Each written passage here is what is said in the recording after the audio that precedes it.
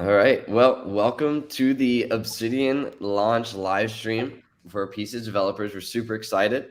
We'll just do some quick intros. My name's Mason. I'll be the moderator for the live stream today, and I've kind of been doing a lot of developer advocacy work for Pieces, as well as doing some work on the actual Obsidian plugin as well. And then, if we'd like to intro ourselves, Savo. All right. Good morning, everyone. Thanks for tuning in here. Savo, I'm the CEO and technical co-founder here at Pieces. We're really pumped about what we've been doing on the Obsidian side of things, in addition to the rest of our product suite. And it's going to be a casual live stream today. We're going to talk about why we chose to build on Obsidian. What was our experience building? Looking at the Obsidian infrastructure. We'll do a demo here in about 10 minutes or so. And then we're just going to riff on what's on deck for next. What are we excited about in the upcoming sprint? What are we excited about with regards to engaging the community more? So let's get into it. Caleb, Wes, and Randy, if you want to do an intro on yours too. My name's Caleb Anderson. I did a lot of the back-end connection.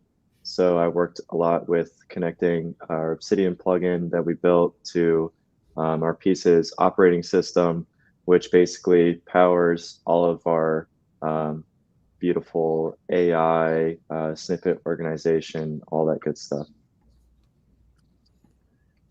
I'm Wes. I'm a developer advocate for the Obsidian plugin. I worked a lot with the marketing efforts and reaching out to the community. My job was to really understand how the Obsidian community functions and how you guys are using Obsidian, so that we can better tailor the product to you. And what we've ultimately ended up with is a product that's totally optimized based on your feedback, your recommendations, and how you use Obsidian.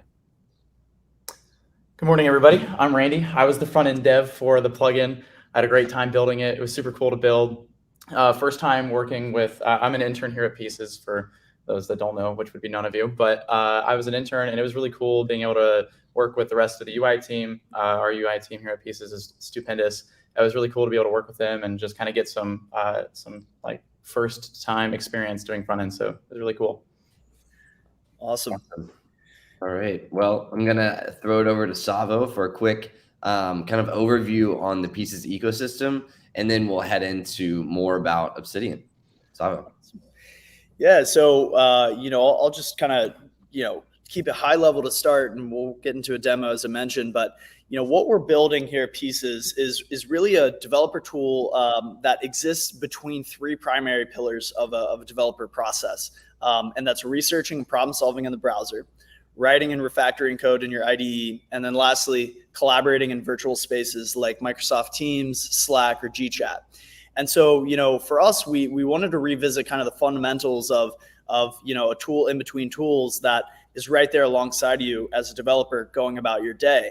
And that really starts with the small things, the things that, you might not notice, but you interact with quite a lot. And so, if there's code snippets on Stack Overflow, or you're looking at documentation, or you're, working with ChatGPT or our Copilot, you're interacting with these small bits of code and you're iterating.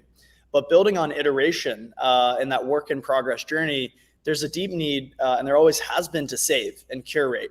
And, directly in line with the Obsidian, kind of community, there's a need to save information for later, right?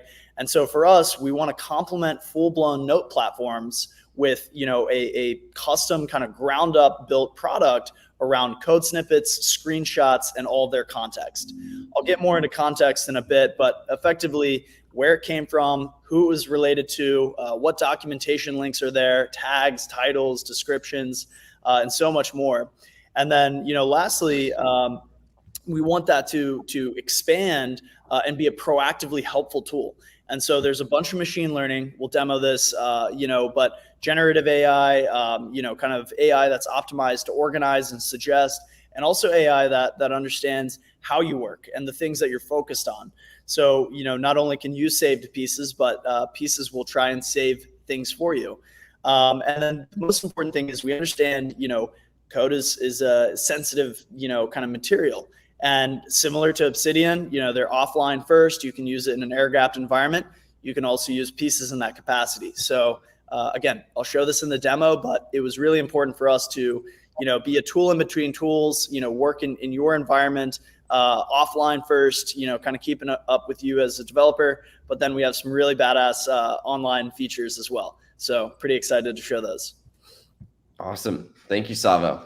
And so we're just going to dive into a little bit more of the types of people that are using Obsidian and why really we chose Obsidian, kind of diving more into the actual platform and the use cases that we found.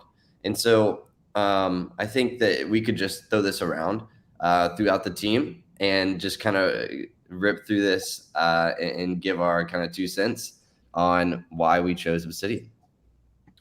Sure. Wes, do you want to go first? Do you want to? Absolutely. So Obsidian is a really fascinating piece of software because, it's so much more than a note-taking application.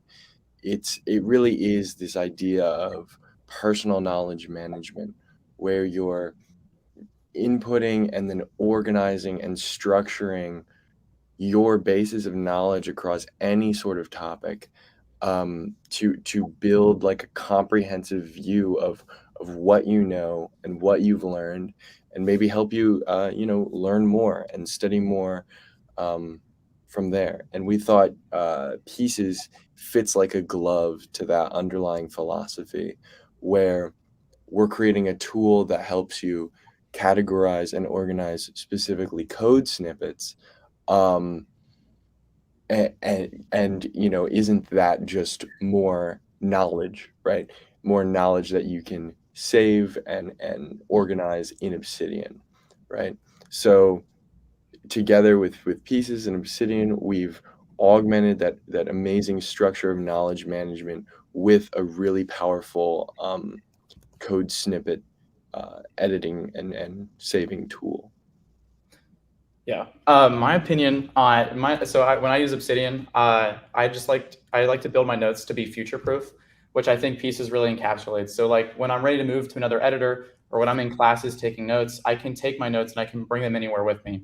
It's in a markdown format. When I'm ready to move on, I just take it and go to the next tool, which I think Pieces mixed with Obsidian does so well. Like we've built in a whole bunch of really cool features that already take the notes that you have, the code snippets, and it'll allow you bring them into Pieces, so you don't have to do any of like the manual labor, which is super cool.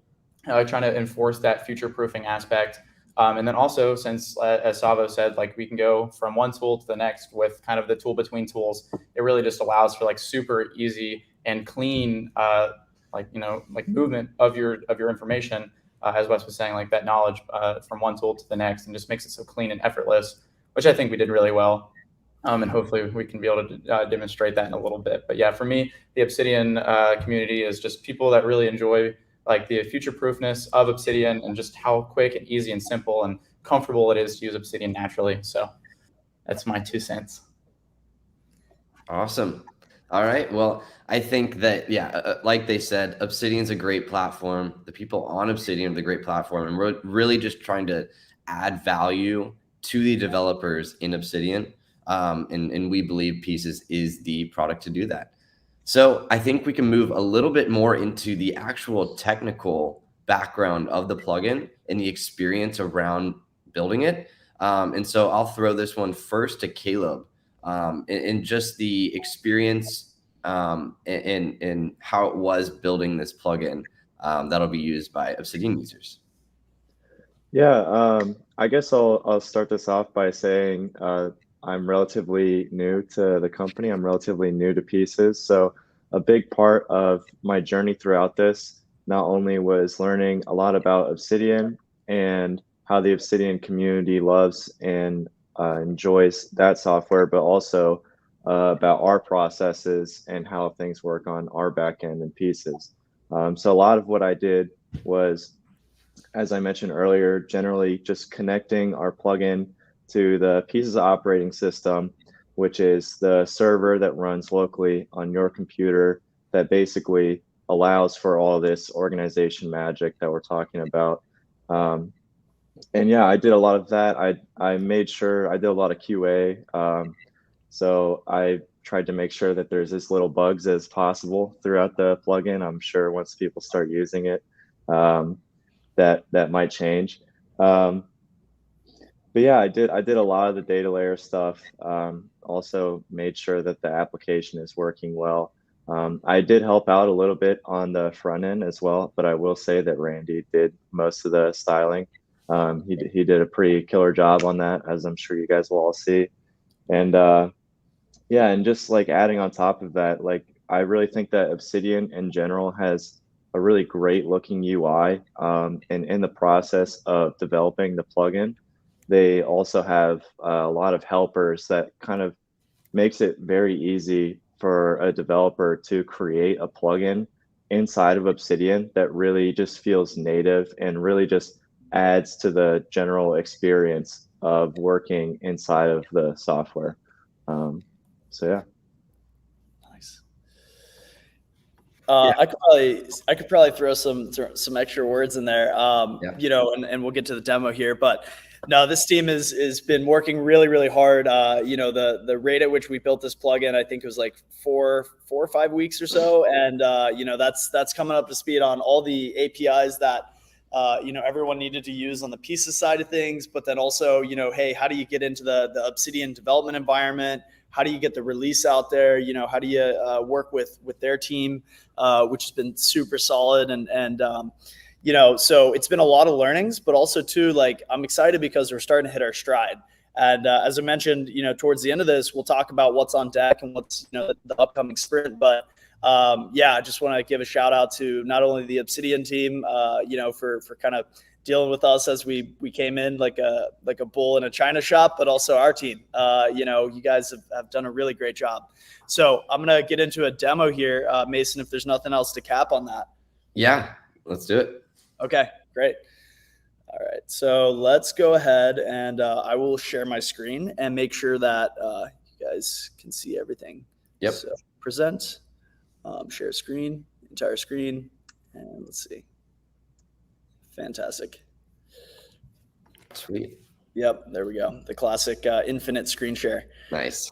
All right, so let me go ahead and pull up Obsidian first, and I'll kind of get in this and take a look here. So, you know, one of my kind of largest use cases for Obsidian is just starting with research markdowns or writing our markdown that might end up in a repository, might not. You know, I do a lot of like architecting. I do a lot of stuff with our, you know, our head of engineering, our head of machine learning, you know, even this team. And we're always scouting like newer technologies. How do we problem solve? How do we reduce technical debt? Those types of conversations, you know, I can tell you typically start with two apps. That's Google Chrome and Obsidian, or your browser at large and Obsidian. I know we might have some Brave fans out there, Safari and Firefox, whatever your browser is, it doesn't matter, but you get the idea. And just pull that up here, and you know, you're just researching and you're trying to figure out like, how can we either one, solve problems, two, architect a new product with minimal technical debt, or three, just doing code reviews or PRs on GitHub or things like that. So I'll just jump right into that process. And, you know, we build a lot with Flutter. We build a lot with web applications. And so, you know, you might be looking at, you know, packages like Flutter Image Picker, right? Or CodeGen or something like that. And I'll give you a quick look. I mean, this is very similar to NPM. You know, you're coming in, you're looking for a package, and what's the first thing you're doing? You're looking at links, you're maybe clicking out to their repository, you're looking at examples, you're taking a peek at that. Maybe you want to jump over to documentation. That's a whole nother thing. Maybe you need a build pipeline and you're working on web products. So you're over on, you know, Rollup, and you're looking at, you know, maybe Angular or Stack Overflow. And these documentation sites everywhere, you know, effectively are generating these snippets. And, you know, this is just the browser. And quickly talking on that, I've opened up 4 tabs. So I can tell you by the end of the day, you know, you're at like 50 tabs and you're probably, you know, pretty deep in your notes, especially in that research and problem solving workflow. But to build on that, between these two kind of massive components, Obsidian, which is and your browser, which is, you know, obviously where you're researching, we have pieces. And pieces is that location where, if you're looking at some sample code, you're like, hey, I may or may not use this. This is a nice package to have. And you just want to copy this and paste this. So developers are doing this all the time, right? If you go over to Obsidian, I can kind of show you what this looks like today, which is just copy and paste. You've got some markdown. They do a pretty great job about it. You can see pieces. We've already, we said, hey, look, that's there. You can save it, share it, whatever. If you go to your Notes app, similarly, you can jump in here. It's just going to be like kind of a paste and that's it experience. So what that leaves is the end user to tag it, title it, backlink it, enrich it, add those related links, and so on. So I'll pull up pieces here and kind of show you where that fits into the picture. Sorry, I'm on my Copilot. We'll get to that in a sec. So I'll jump over to pieces, and you can see this is kind of that like Google Drive-esque storage.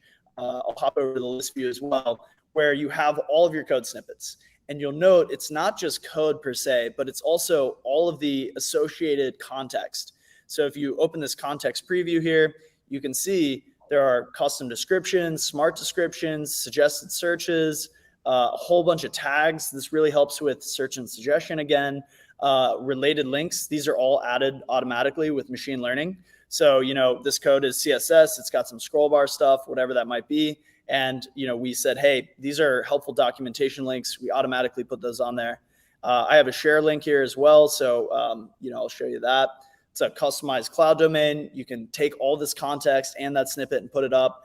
And so Pieces is really built for your code snippets, but then further your screenshots as well. So, if you're on YouTube and maybe you're watching a tutorial, so I can pull that up, like Riverpod is a state manager in Flutter. And so often, if you're looking at a new skill or trying to upskill or problem solve with your colleagues, you're on YouTube, you're looking at digital form factors. And don't mind the ad here. I'm sorry, I don't pay for YouTube Premium. We are a startup, so that's how it goes. Let's see. Thank you, YouTube. All right, here we go. So I can just jump forward here, and you're gonna start to see some code pretty quick. And it's beyond code snippets. It's effectively just like code wherever it may be, and sometimes it's locked into those digital environments like a YouTube video. So I'll just pause here and take a screenshot of this for the sake of the demo. But if you want to grab that, go over to Pieces and just drop this in. Right away, we're going to start to enrich this. And you can see that we said, hey, that wasn't just a screenshot. That was actually a screenshot with code in it. And, we also said it wasn't just code, it was dark code. So this is a async notifier with some database, and it's got a subtraction demo. We also gave it some suggested searches, which you can open up in global search. You can see we attached documentation. So flutter.dev, we got some state management documentation there. You can see we've got a bunch of related links. We did all of that. And all I did right there was just drag and drop that image in. Similarly for, code snippets, if you're not taking a screenshot, you can just, select this right here, Command C. I'll jump over to the, actually real quick before I move on, there is another thing. We extract that code obviously out of the image. We repair it with machine learning, and we make that code immediately usable. So you can view it as, an image, view it as code. I'll jump over to the gallery to see that a bit bigger here. But yeah, view as code, right there it is. And our OCR, by the way, last note on that, it's really good at hard characters. So like semicolons, brackets, parentheses, we do a lot of magic behind the scenes to get that code right, when we're pulling it out of an image. But similarly, back to my Notes app, I just selected this and I'm going to copy it, show you how easy it is to just paste some code into Pieces. And right there, again, completely on device. We said, that wasn't just text, that was Dart. We titled it, tagged it, put a bunch of related links on here, and so on. So that context is really important. And then we're going to look at how that context becomes available in Obsidian or in our IDE plugins or in our browser plugins and more. And so I'll jump and touch on two other things. You start to save a lot in the research workflow. You have a lot of tabs open, at the end of the day. And all those tabs might generate, a good bit of notes, a good bit of sample snippets, a good bit of material. And so once you save things in Pieces, the experience really becomes about finding them, referencing them, reusing them, and sharing them. So we've invested a lot of time in sorts. So, there's a good couple of ways to sort. My personal favorite is sort by suggested, which basically looks at the last couple things you've saved and said, what is similar and maybe towards the end of the recent list, and it elevates those to the front. So think TikTok for your code snippets. It's pretty smart about that. Workflow activity. This is really just like a top level chronological snapshot of what you've been doing. So you can see there's a lot of enrichment that's going on with these metadata components getting added. But personally, I use the reference events. And for me, it's always like, hey, I'm looking at these things. I want to look at, maybe things that I searched or tried to find a couple days ago. So I'll load a few more in, and we can see I've probably got some. You can see I've got a lot of events, but right here, a day ago I was searching, Flutter image picker, and I can resume that search right there and be on my way. This will actually take us to the kind of gallery view again, and this is in a search by code format. We have multiple search formats: full text, neural code search, and search with snippet. But then if you don't like, this type of search experience, we have one that's even more kind of macro, and this is global search. Global search is effectively an offline Google for all the things that you have in pieces. So if I pull up this lit element, kind of style class, I've got all my stuff, all my related links, my tags just right here. And you can see the things that have a high productivity score, which is effectively a relevance to what you're doing. And then I'll touch on the last thing, which is the Copilot. Sorry, I'll pause. Was there any questions on that? No? No, I think this is awesome. Yeah. All right. Yeah, keep going. Yeah, I'll cap it off. I know I'm going through a lot, but there's a lot to love in pieces. Absolutely. So yeah, basically Copilot, just imagine, effectively it's just a conversational chat. So I can go grab that same screenshot that I had earlier. Whoops, not that tab, but this one right here. And if you don't want to save something right away, but you kind of want to just like quickly converse, this is that generative component inside of pieces where, you can just drag and drop a screenshot, and this kind of launches a conversational exchange with your Copilot. So we're using large language models in the cloud, and we're effectively saying like, what are the things you've been saving recently? Let's use that as context to this conversation. And then, whether it's screenshots of code or it's questions about code or things like that, you're actually just able to jump in and actually iterate in pieces before you save. So this is that generate and then iterate and curate kind of process that you're seeing with AI first workflows. So this is going to come back here in a sec with that OCR code. Almost done as it goes. Like I said, it is early for both our clouds and us on a Saturday here as it goes. If this doesn't take too long, there's a question in the chat that we can hit Yeah, real quick. absolutely. From Donna J. Is it using any GPT from the OS? Or yeah, so there's two things. We have large language models in the cloud, and those are kind of like available now. But like I said, you just saw how slow that was there.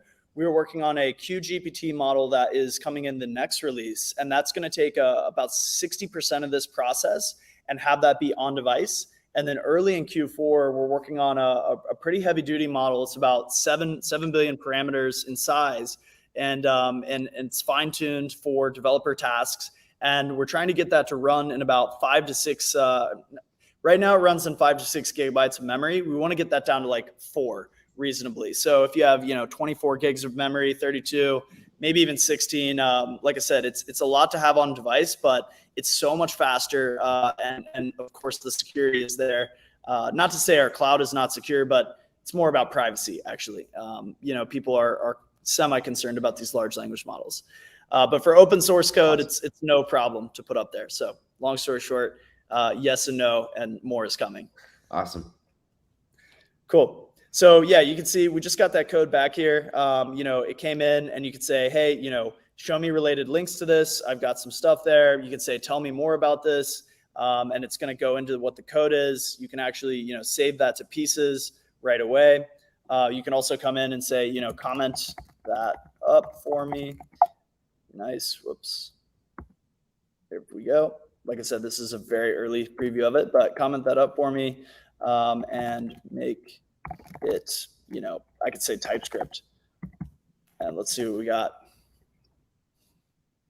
Let's see what we got here.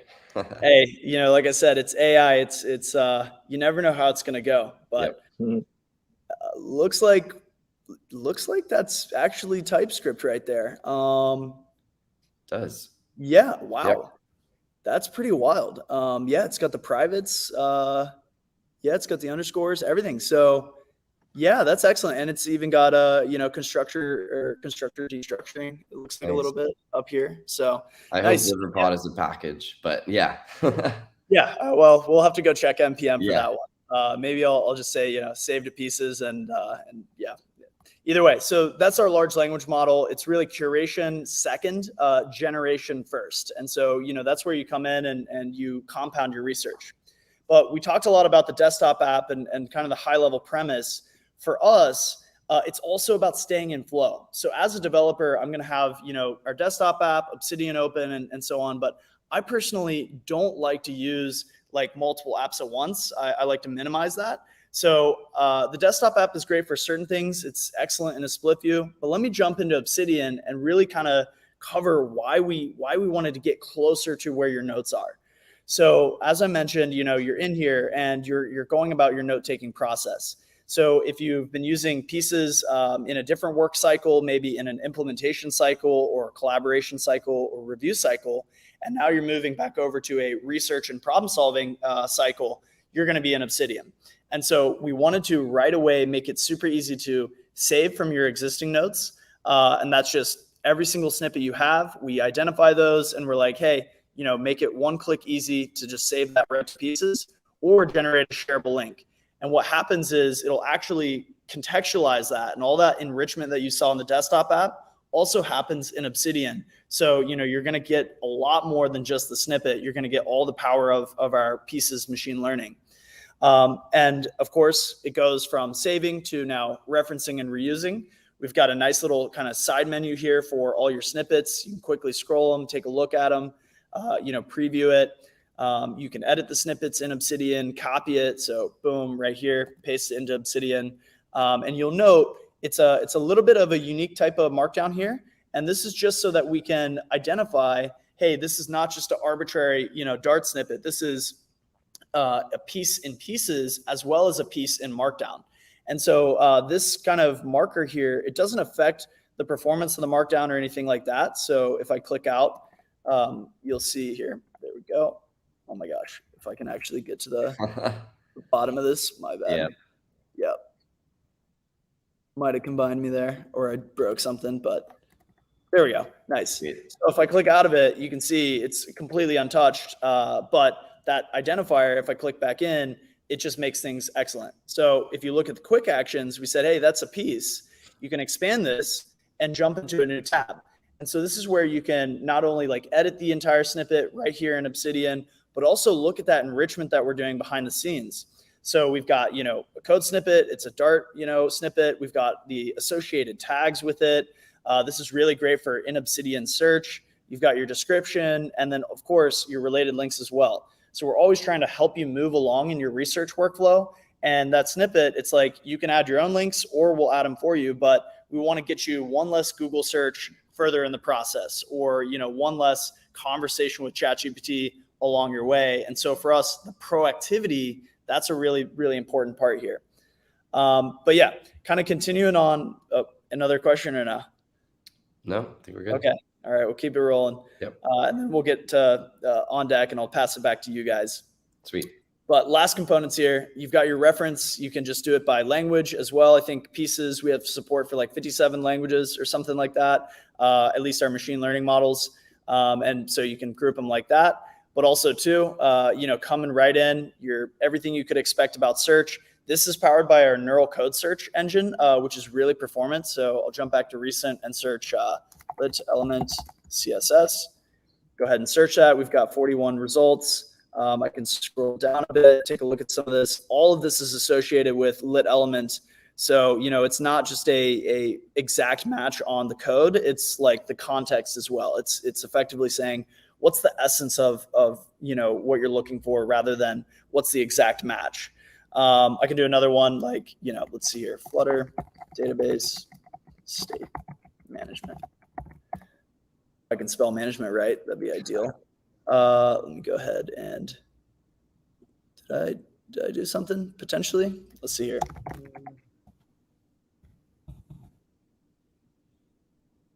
Potentially not. Let me see. Who knows?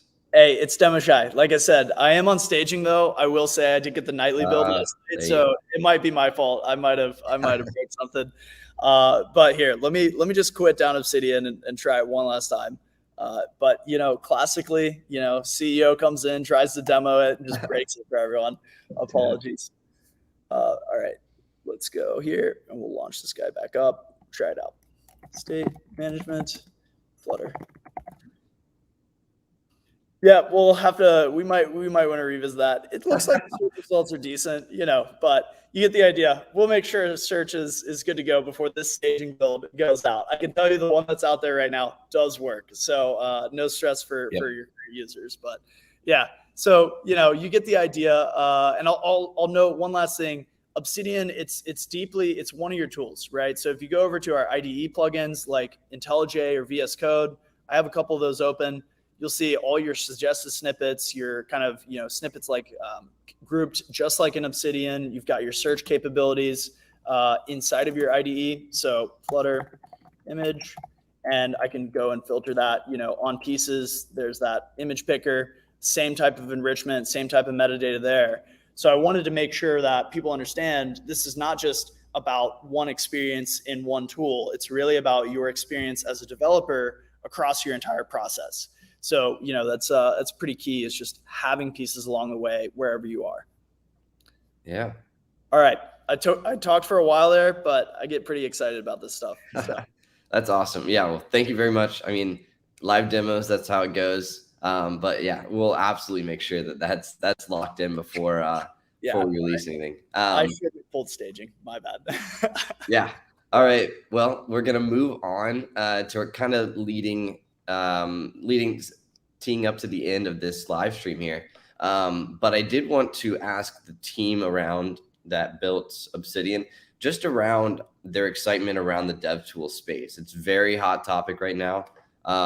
And we are right in the middle of it. And I just wanted to ask kind of, I guess we can start with Randy, what he is really excited about coming up in the future. Yeah, I'm super excited for us to have the code feature, like the editable code feature inside of like the expanded view. I think that's going to totally change how I use Obsidian. Like we're currently, like just for PO, we got out and we're able to observe everything and make sure that it's saved into pieces. But being able to like stay inside of Obsidian and change the code and then save that and have it reclassified everywhere, I'm so excited for that feature. When it comes out, it's going to be a daily use for me. So that's my I can't wait till it's out. Awesome. Yeah, Caleb. Yeah, as Savo already mentioned, we have a really, really interesting QGPT model that's supposed to be coming out soon. And I was actually just yesterday and the day before, I was ideating a little bit with our machine learning team. And hopefully if I can explain it without confusing anybody, but essentially what we're kind of like looking at doing is once we're able to get that local model out and running, we're hoping that essentially we would be able to have sort of a question answering feature in Obsidian that would be able to essentially analyze your notes, of course, all in your local machine, and basically answer whatever kind of question that you would want. So if you ever wanted to go back and reference snippets or even other notes that you wrote in your markdown, basically we would be allowing you to query that. And then basically on top of that, another really interesting piece of what that model does is it's actually able to trace back and show you exactly where it was able to find those specific answers from. And we know that everybody really loves the graph view. We do too. We think it's a really neat feature to have in something like Obsidian. So almost like you're in graph view, you ask a question, it's able to answer that question and almost draw the graph of where the model was able to find that information and serve it to you. That's definitely something that I'm personally very excited about up next for this plugin. Absolutely. And Wes? Yeah, I'm really excited just to keep interacting with the Obsidian community. The thing I've loved most about this development process has been how iterative we've based it off of the feedback we've received and we're continuing to receive. So this live stream really signifies that transition from the alpha stage of development to the beta stage, and I think that is going to come with a whole slew of new ideas, both from the community and then iterating based on that, folding some of those in and making it an even better product with every push. Awesome. Absolutely. Yeah. Well, yeah, every push is a hard goal for sure. As you saw, staging push might have a little rough weekend here, but Okay. I tried. every live push. How about that? There, yeah. Every push on the main, the main. That's fair. I would say, just to kind of wrap that up, and Wes, extremely well said. For us, like, it's unique because every single developer, kind of has their own process, right? And the way they use Obsidian, the way our users use pieces, it's just always unique. And so I think that for me, there's two main words that come to mind, as goals for us, and that's flexibility, and basically. Like integration, like just getting closer and closer to the workflow so you have what you need where you need it, and then being flexible to how your personal workflow is laid out. And as I mentioned, Obsidian, they've got a ton of graphs. You have your backlinks, you have your bidirectional backlinks if you want them, and similarly in pieces, we use neural code search and graphical embedding spaces to relate materials together. So I think that one of the cool features could be, hey, let's integrate with pieces, and you can upgrade your knowledge graph in Obsidian, because what we'll do is look at all the snippets you have and go and update them with backlinks to other related snippets in other Obsidian vault pages, and just like auto backlink it for you. So I think that our understanding of how code is related is a really important thing. And our models are trained on snippets. They're not trained on entire repositories. So snippets uniquely have less context. And so, our models, we have built in the understanding of a snippet in a unique kind of isolated way so that we can make those relationships even without a larger code base. And I think that's excellent. I think also practical. So flexible, practical, and integrated. Practical, I mean, you're taking notes, and what you want to do is just title something or tag something. So I think that in-place enrichment, that'll be another one where you have a code snippet and you're saying, hey, just enrich this, right? Give it a title, give it some nicely formatted tags right there in that current vault page, in addition to the expanded view. That would be really nice, because I hate describing code, I hate commenting code, and I certainly don't like tagging it or titling it. So let's let pieces do the practical lifting there. Absolutely. And I think that kind of leads right into what we're going to talk about next, just like what's up next for Obsidian. And I think that's definitely something that we want to get in there. Being able to use more context around your snippets in your notes, and maybe even going into depth from the note that you're on, maybe looking at backlinks, looking at related notes, to really add contextual value to those snippets, so that when you're doing this, 6 months later, and you're like, what is that snippet? We'll have it right there for you, suggested. And that's what we're really trying to push for. Be wherever the developer is when we need it. Yeah. And so, I'll throw this over to Randy about a few things that are coming up next for the Obsidian plugin.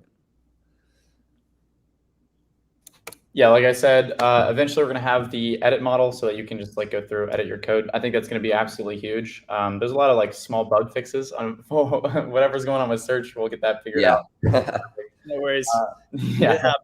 Every developer watching this call, by the way, they're like, damn, I've been there. They know. Yeah, they're making fun of us. They know how it is. It's always on product demos. But that's really that's a big feature coming out. There's some small stuff that's going to be pushed through, just making sure that really all of our features are bulletproof. That's really what it is. Yeah, I mean, Caleb, maybe some back end stuff. Really, the front end, we got to wait for some more feedback before we can iterate and see what people are liking, what they're not liking, some improvements. But just like right currently, again, like the edit snippet is just gonna be like quality of life improvements. But yeah, Caleb, Yeah, if I could just add to that, like really, what Randy was mentioning is what we're really excited about, and what's next for Obsidian is really essentially going to be tailored to exactly how our users what they want to see.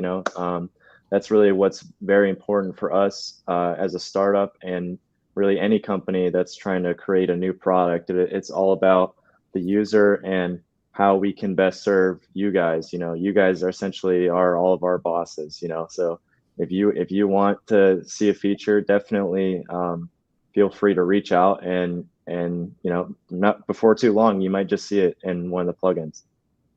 Absolutely. Yeah. We try and be out there, building, for and with other developers. And, I'll note, we got a couple of comments on some of our YouTube videos and some of our Reddits and stuff like that.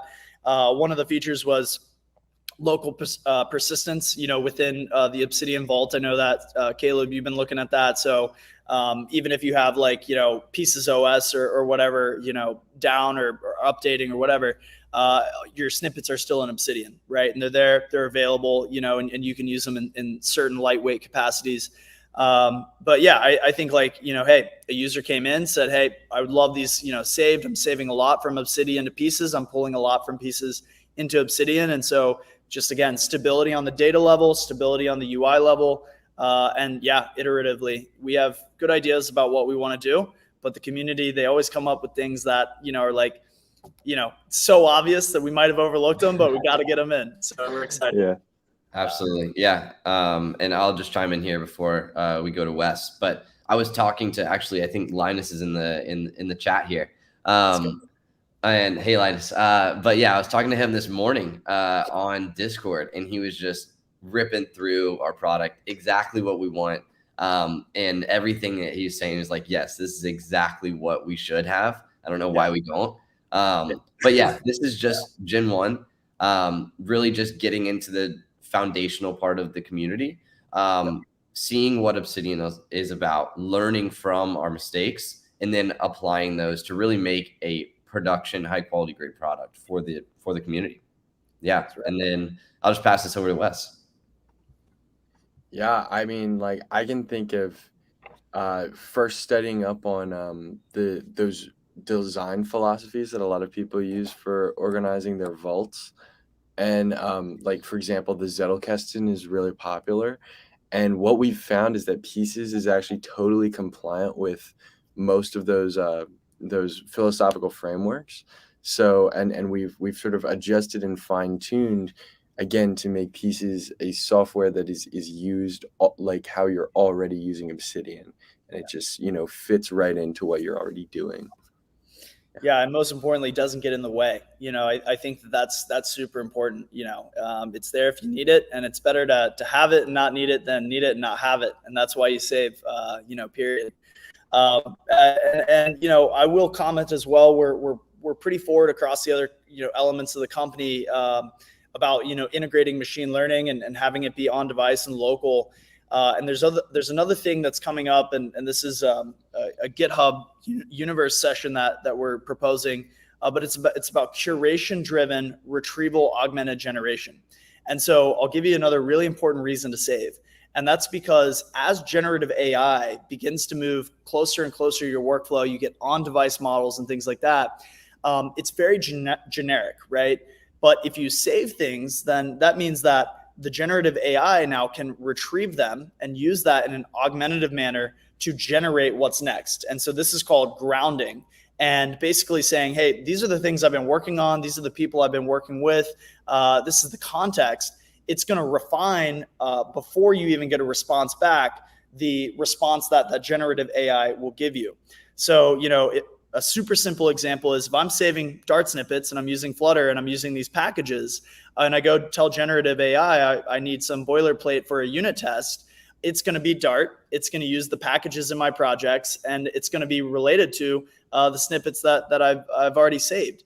And so when you save, it now informs that generative process, which then informs more saving and more curation. And that's a really important thing to highlight for where the market's going and how developer workflows are changing. Yeah, absolutely. That's exactly what we're trying to hit. I think Pieces is ahead of the curve, and we're going to continue pushing.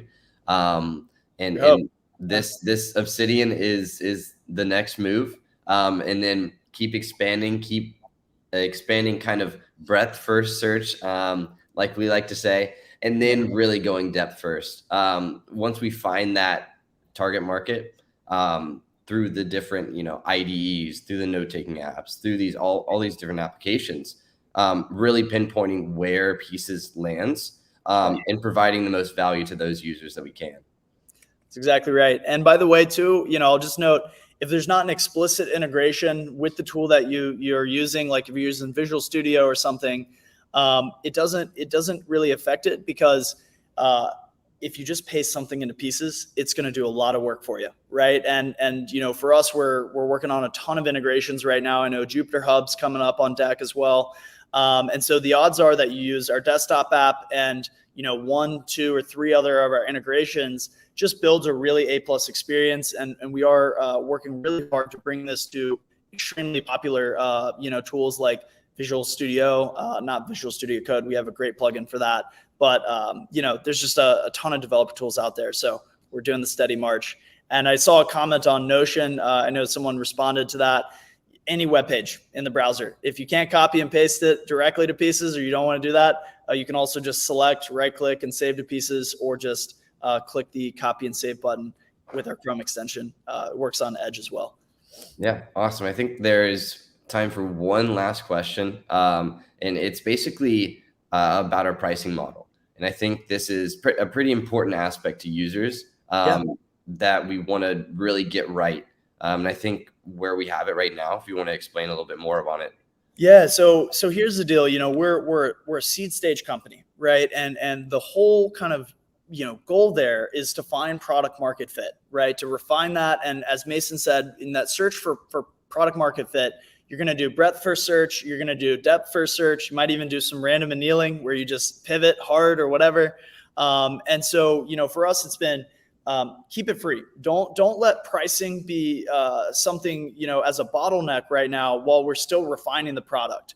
I will say we are doing enterprise pilots, and enterprise pilots are paid. So that's for licensure purposes. That's for a little bit of extra service overhead stuff. And it's just a little bit of a different kind of environment. But we will have a freemium model for Pieces. Everything that we will ship to date for our free version is going to be available, right? There's some serious stuff that's coming in Q3 and in Q4 that are going to be willing to pay. So a bunch of cloud features, shared drives, device-to-device sync, heavy-duty ML upgrades.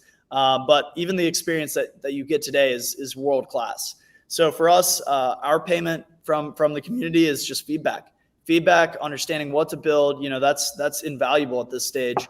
And we believe we can, monetize an enterprise in parallel, and really, look at the freemium model on the back half of the year here. Yeah, very well said. And with that, I think we'll bring this launch to a close.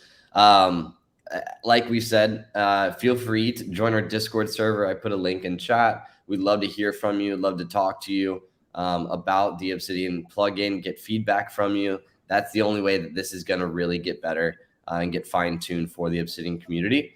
But thank you all for joining. Thank you to our team for hopping on the call.